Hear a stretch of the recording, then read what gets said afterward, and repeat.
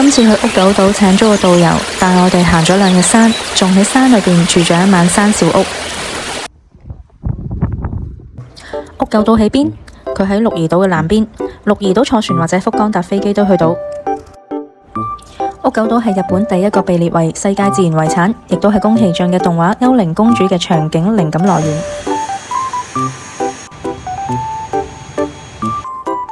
呢2條就係我哋行嘅路線。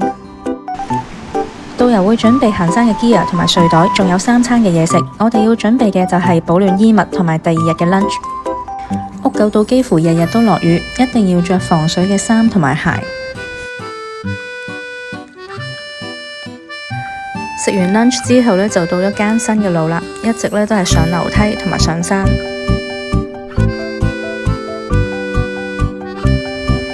呢一個呢就係好出名嘅 Wilson 深深樹窿，仲有呢一棵呢就係有幾千歲嘅整紋杉。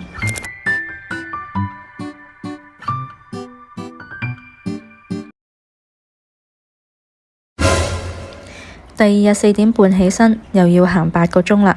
呢一段路呢係好辛苦嘅，不停上就係為咗去太古岩。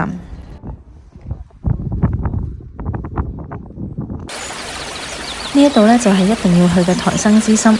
宮崎駿呢都多次嚟到呢一度攞靈感畫幽靈公主。第2日嘅自備 lunch， 導遊會準備熱水俾我哋6杯麵。屋久島仲有獨有嘅鹿同埋馬騮。總結一下，好開心完成咗2日1夜嘅行山旅程。如果識日文又想喺山林住1晚嘅話呢，可以請當地導遊，安全又方便。如果只係想去某幾個景點嘅話呢，可以分2日行會舒服啲嘅，只要計劃好時間，唔請導遊都 OK 㗎。想去深山洗滌心靈，或者係想睇下幾千歲嘅屋久杉，可以去屋久島親親大自然。多謝收看，拜拜。